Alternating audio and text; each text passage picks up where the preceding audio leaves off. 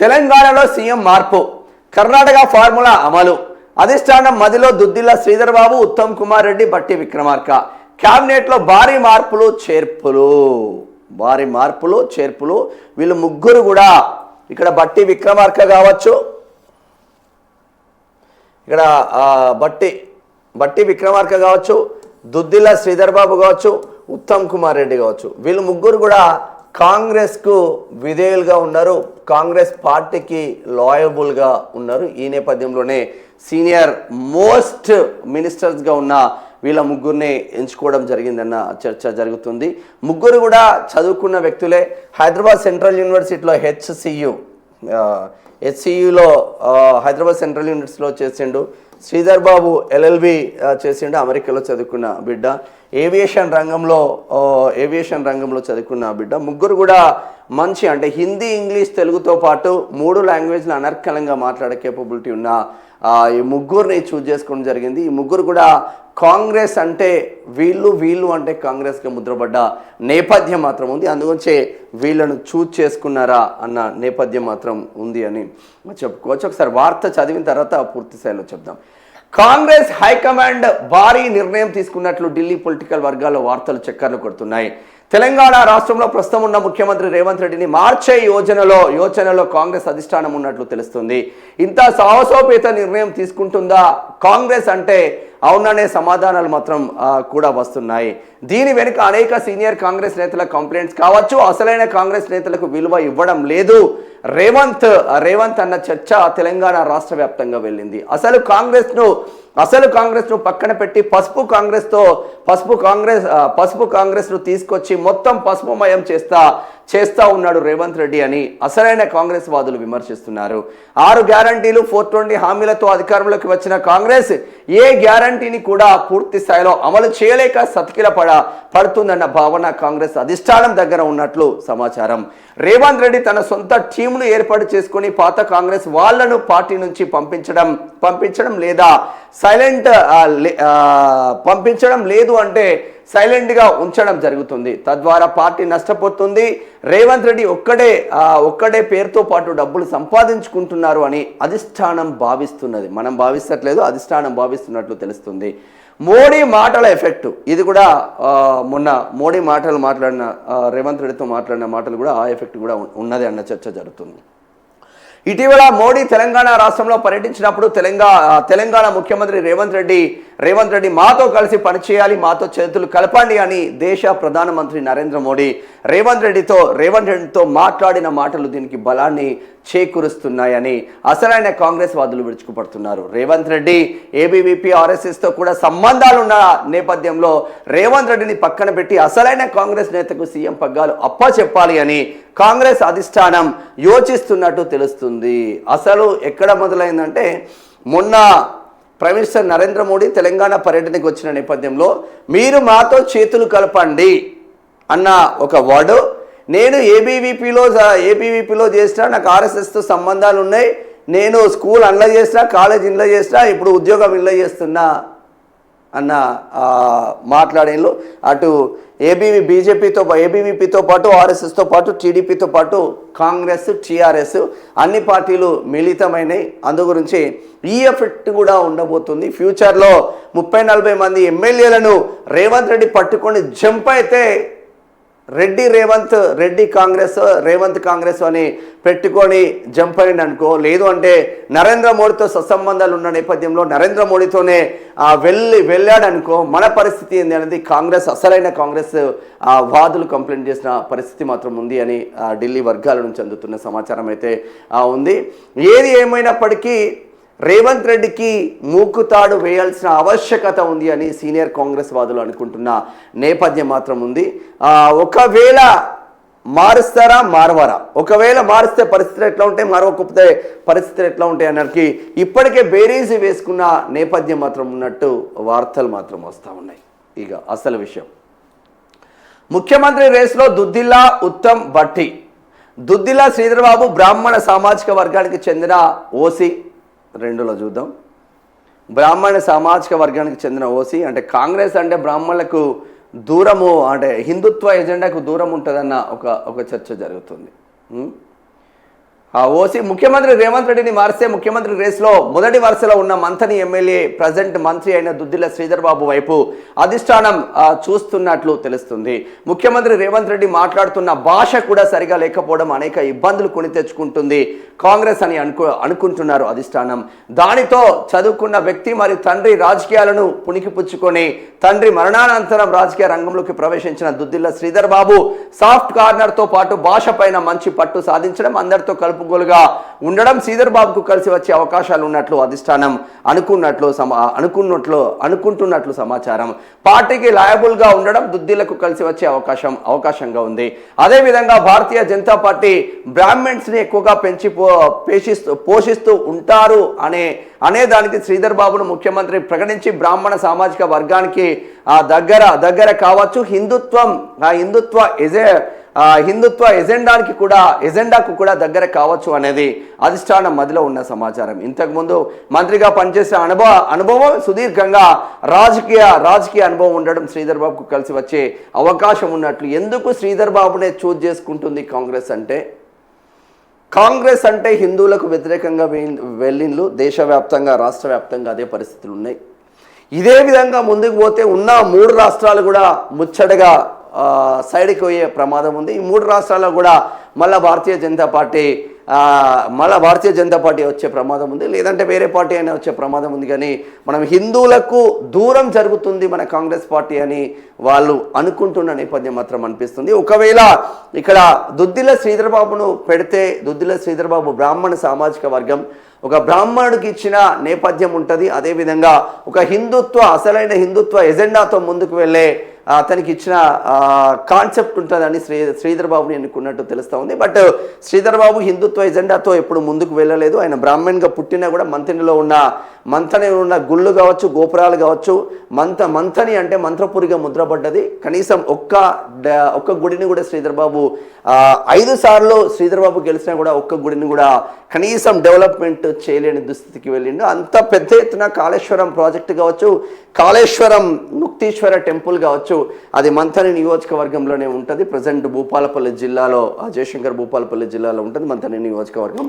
దానిపైన కూడా ప్రత్యేక శ్రద్ధ పెట్టలేదు. కనీసం హైదరాబాద్ నుంచి పోదామన్నా కూడా ఒక బస్సు లేని పరిస్థితి ఉంటుంది.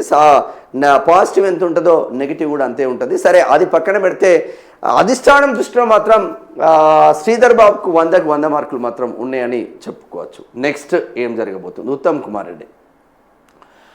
కుమార్ రెడ్డి ఒకవేళ ముఖ్యమంత్రి రేవంత్ రెడ్డిని తప్పిస్తే రెడ్డి సామాజిక వర్గం నుంచి వ్యతిరేకత రాకుండా కాంగ్రెస్ అంటేనే రెడ్డి అంటేనే కాంగ్రెస్ అనే విధంగా రాష్ట్రంలో పార్టీ చొచ్చుకుపోయిన నేపథ్యంలో ఒకవేళ ముఖ్యమంత్రి రేవంత్ రెడ్డి సామాజిక వర్గానికి చెందిన వ్యక్తి కావడం ద్వారా అదే సామాజిక వర్గానికి ముఖ్యమంత్రి పీఠం ఇవ్వాలని అధిష్టానం భావిస్తే మాత్రం మొదటి వరుసలో ఉత్తమ్ కుమార్ రెడ్డి హుజూర్నగర్ ఎమ్మెల్యే ప్రజెంట్ మంత్రిగా అవకాశం ఉండొచ్చు అని పొలిటికల్ సర్కిల్లో చర్చ జరుగుతుంది. ఏవియేషన్ రంగంలో పనిచేసిన అనుభవం, పనిచేయడం, హిందీ పైన ఇంగ్లీష్ పైన మంచి పట్టు ఉండడం, అన్నిటికి మించి తెలంగాణ రాష్ట్రంలో కాంగ్రెస్కు లాయబుల్గా ఉండడం ఉత్తమ్ కుమార్ రెడ్డికి కలిసి వచ్చే అవకాశం ఉంది.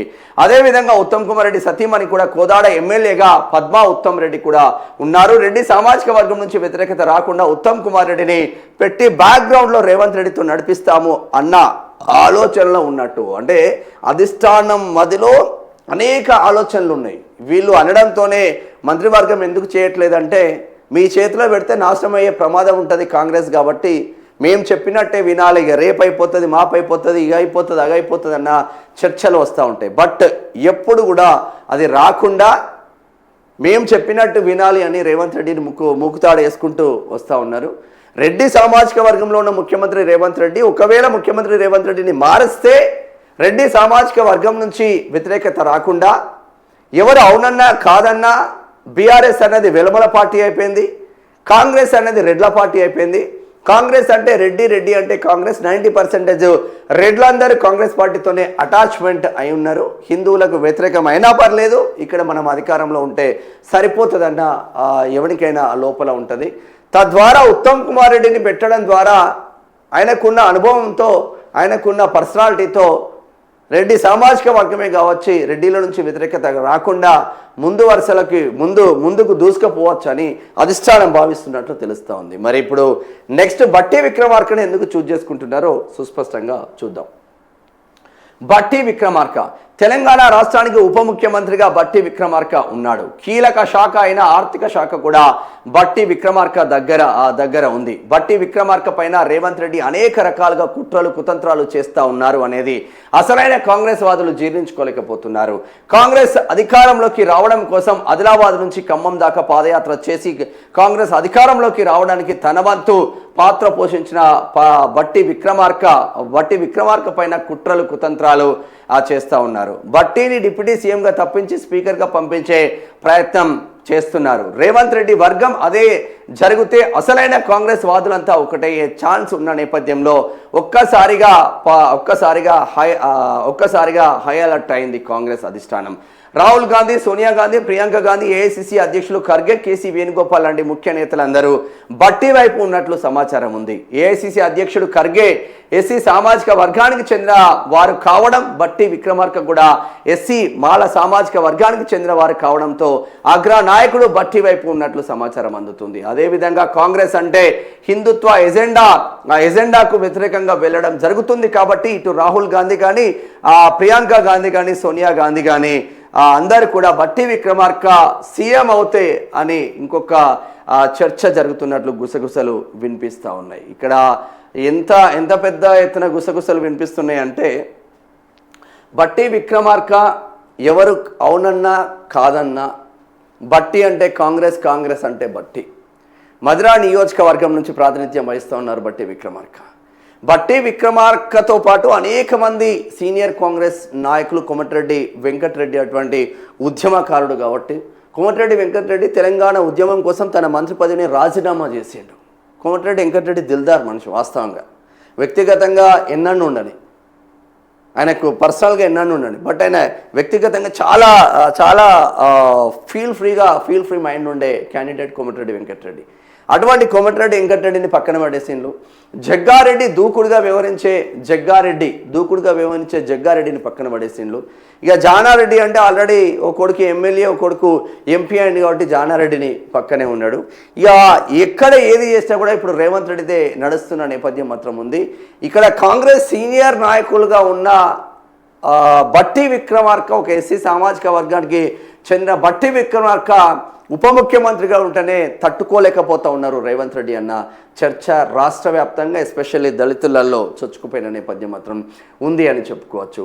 సరే, ఇప్పుడు డిప్యూటీ సీఎంగా ఉన్న బట్టి విక్రమార్క సడన్గా స్పీకర్కు పోతే కింది స్థాయిలో పడేసిన విధంగా ఉంటుంది అన్న చర్చ జరుగుతుంది. అదే లేకపోతే కేంద్ర రాజకీయాల్లోకి మీరు రావాలని అలా ఆహ్వానం పలుకుతున్న నేపథ్యం మాత్రం ఉంది.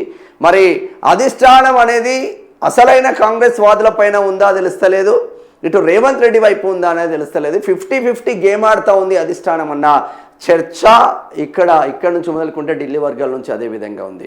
బట్టి విక్రమార్క కావచ్చు, దుద్దిల శ్రీధర్ బాబు కావచ్చు, కోమటిరెడ్డి వెంకటరెడ్డి కావచ్చు, వీళ్ళంతా సీనియర్, ఉత్తమ్ కుమార్ రెడ్డి కావచ్చు, వీళ్ళంతా సీనియర్స్ పోయినప్పుడు సీనియర్స్ వైపే ఉన్నాము అన్న చర్చ ఇంకొక వైపు, రేవంత్ రెడ్డి పోయినప్పుడు రేవంత్ రెడ్డి వైపే ఉన్నామన్న చర్చ ఇంకొక వైపు. కన్ఫ్యూజన్లో కాంగ్రెస్ పడేస్తూ ఉన్నారు.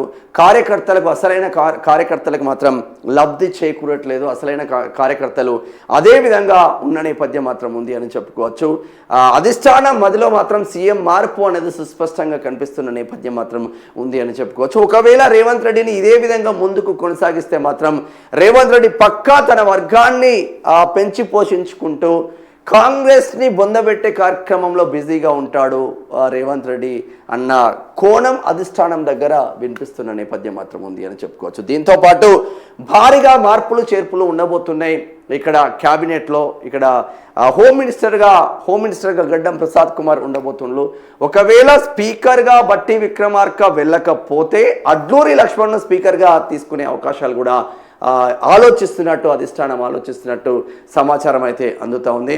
డిప్యూటీ స్పీకర్గా Dornakal MLA Ramachandra Naik already deputy స్పీకర్గా చేయమంటే నేను మంత్రి అయితేనే చేస్తానని ఆయన ఛార్జ్ కూడా తీసుకునే నేపథ్యం మాత్రం ఉంది. బట్ మంత్రి ఇవ్వాల్సిన ఆవశ్యకత ఉంటుంది. లంబాడి బిడ్డలను, గిరిజన బిడ్డలు, బంజారా బిడ్డలు 50 లక్షలకు పైగా ఉన్న బంజారా బిడ్డలకు మంత్రి పదవిలో స్థానం లేకుండా పోతుంది.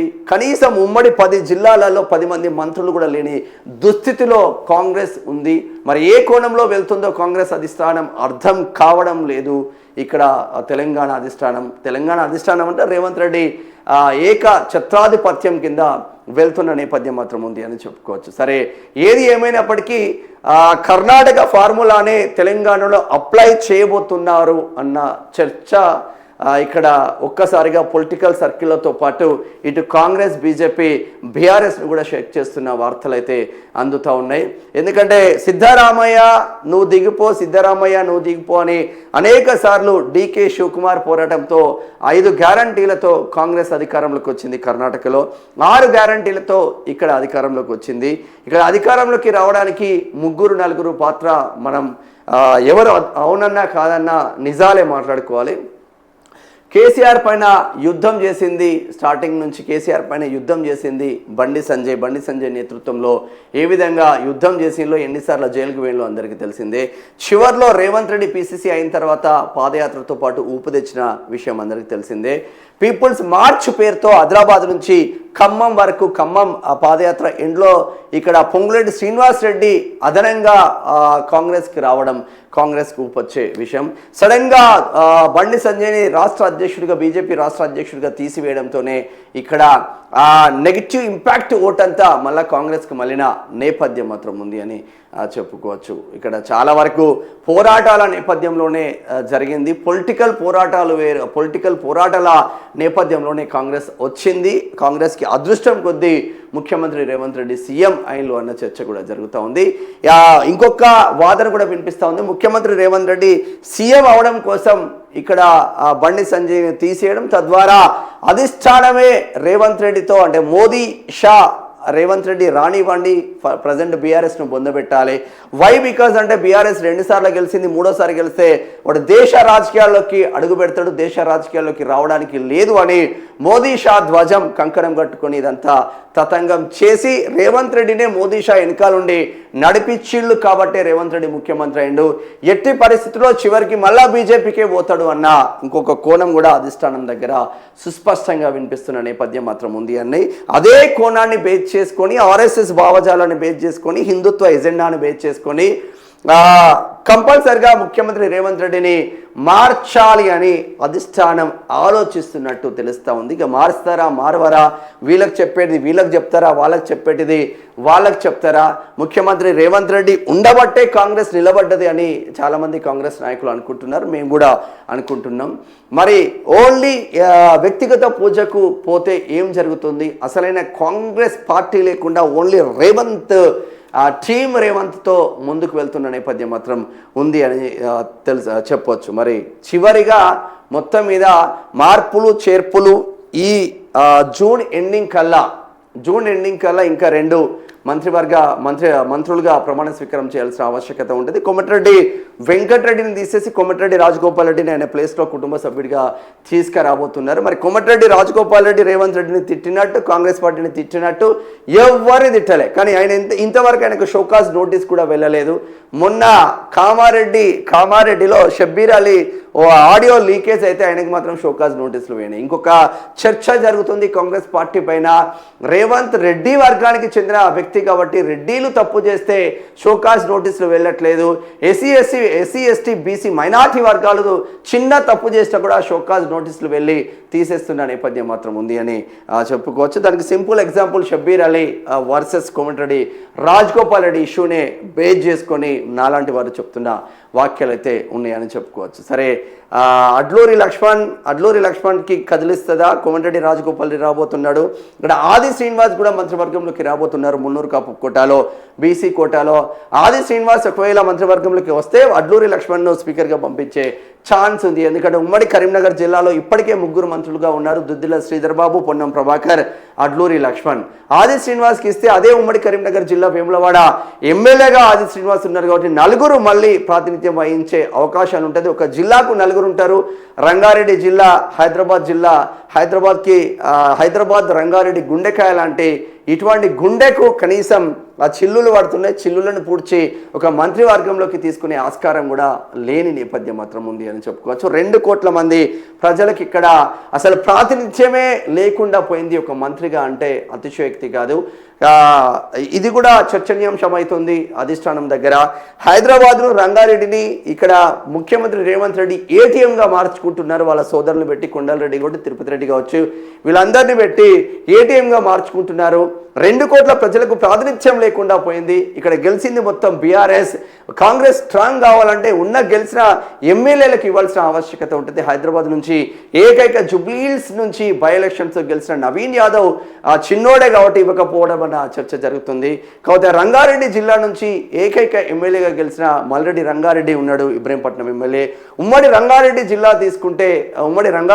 తీసుకుంటే పరిగి ఎమ్మెల్యే రామ్మోహన్ రెడ్డి ఉన్నాడు, వికారాబాద్ ఎమ్మెల్యే గడ్డం ప్రసాద్ కుమార్ ఉన్నారు. మరి ఎవరిని తీసుకుంటారు, ఎవరిని తీసేస్తారు, ఎవరిని ఉంచుతారు? మార్పులు చేర్పులు భారీ దిశగా ఉండబోతున్నాయి. భారీ స్థాయిలో మార్పులు చేర్పులు ఉండబోతున్నాయి. ఒక్కసారిగా ముఖ్యమంత్రిని కదిలిస్తే మాత్రం ఇంకా మార్పులు చేర్పులు విపరీతంగా ఉండే ఛాన్స్ ఉంది. మరి అధిష్టానం మదిలో ముఖ్యమంత్రి మార్పు అనేది ఇక్కడ చర్చనీయాంశంగా మారుతున్న నేపథ్యం మాత్రం ఉంది అని చెప్పుకోవచ్చు పూర్తి స్థాయిలో. ఇది మరి ఎవరి వైపు ఉంటారు ఏంది? రేస్లో దుద్దిల శ్రీధర్ బాబు మొదటి వరుసలో ఉంటే, సెకండ్లో ఉత్తమ్ కుమార్ రెడ్డి ఉంటే, థర్డ్ ప్లేస్లో థర్డ్ అంటే ఫస్ట్ సెకండ్ థర్డ్ ఏం లేదు, వీళ్ళ ముగ్గురు పైన అయితే ఫోకస్ పెట్టినట్టు తెలుస్తూ ఉంది. క్యాస్ట్ ఈక్వేషన్స్తో పాటు పార్టీకి లయబుల్గా ఉన్న నేపథ్యం ఎవరు ఉన్నారు అన్న చర్చ జరుగుతూ ఉంది. కేసీ వేణుగోపాల్కు మీరు ఆలోచించవచ్చు. కేసీ వేణుగోపాల్ ఇంత పెద్ద ఎత్తున ఇటు రాహుల్ కుటుంబానికి, సోనియా గాంధీకి కానీ ఖర్గే గారికి ఇంత పెద్ద ఎత్తున సత్సంబంధాలు ఉన్న నేపథ్యంలో కేరళలో సీఎం కావాలని కేసీ వేణుగోపాల్ అనేక ప్రయత్నాలు చేసినప్పటికీ అధిష్టానం మాత్రం ఇంత బడా లీడర్ను పక్కన పెట్టి సతీషన్కు